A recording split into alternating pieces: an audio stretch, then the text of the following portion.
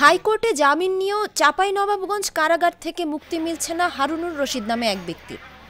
গত 17 ডিসেম্বর জামিন আবেদন মঞ্জুর করেন উচ্চ আদালত। রোববার এই বন্দীকে ছাড়িয়ে নিতে জেলা কারাগারের সামনে দিনভর অবস্থান ও বিক্ষোভ কর্মসূচি পালন করেন বৈষম্যহীন কারামুক্তি আন্দোলনের সমন্বয়ক সহ ওই বন্দীর স্বজনরা। একজন বন্দীর হাইকোর্ট থেকে জামিনপত্র এসে পৌঁছেছে, আমরা তাদেরকে পৌঁছে দিয়েছি।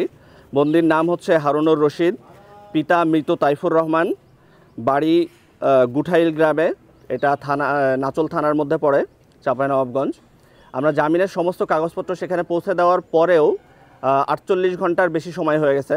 বৃহস্পতিবারের দিন রাত্রে জামিনের কাগজ পৌঁছেছে, এখন 48 ঘন্টার বেশি সময় হয়ে গেছে, অথচ এখন পর্যন্ত তাকে মুক্তি দেওয়া হয়নি। হারুনুর রশিদ চাঁপাইনবাবগঞ্জের নাচল উপজেলার গুঠাইল গ্রামের তাইফুর রহমানের ছেলে। জানা গেছে 2017 সালের 12 মে হারুনুর রশিদকে গ্রেফতার করে পুলিশ। অভিযানে তার কাছ থেকে 4.5 কেজি বিস্ফোরক দ্রব্য ও 22টি জঙ্গি বই উদ্ধারের দাবি করে আইনশৃঙ্খলা বাহিনী। পরবর্তীতে হারুন সহ 7 জনকে আসামি করে বিশেষ ক্ষমতা আইনে দেওয়া হয়। জেল সুপার এবং জেলারের সাথে আমরা বারবার ফোনে কথা বলেছি। জেল সুপারের সাথে তাদের আত্মীয় স্বজন, হারুনুর রশিদের যে আত্মীয় স্বজন, তারা দেখা করেছে, এরপরেও তাদের কোনো টনক নড়েনি। চলতি বছরের 17 ডিসেম্বর তার জামিন আবেদন মঞ্জুর করেন উচ্চ আদালত। গত 4 দিন ধরে হারুনুর রশিদকে কারাগার থেকে মুক্তি না দেওয়ায় অবস্থান কর্মসূচি পালন করেন তারা। রোববার সকাল থেকে বৈষম্যহীন কারামুক্তি আন্দোলন ও হারুনুর রশিদের স্বজনরা জেলা কারাগারের মূল ফটকের সামনে অবস্থান করেন। আমি আজকে হতভাগা মেয়ে, আমার পুলিশেরা পিছনে আমার ভাইকে আটকে রেখেছে। মিনিটও সময় দিব না, আমি আমার ভাইকে নিয়ে আসতে এসেছি। আমি এই মুহূর্তে আমার ভাইকে চাই, আপনারা ধৈর্য ধরে। আমরা আছি আপনার সাথে। আমার ভাইকে ছাড়া যাব না।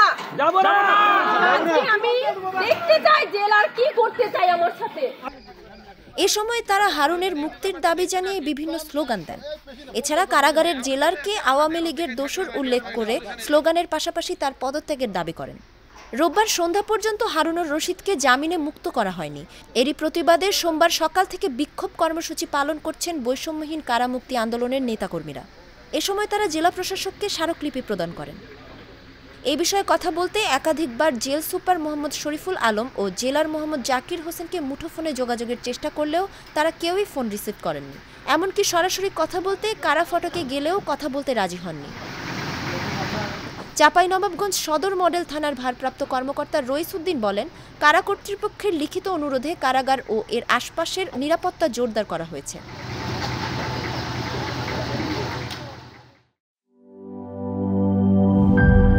টাইলক্স, যার অ্যান্টিব্যাকটেরিয়াল এজেন্ট টয়লেটের কোনায় কোনায় পৌঁছে 99% জীবাণু ধ্বংস করে। টাইলক্স টয়লেট ক্লিনার, ক্লিন মানে টাইলক্স।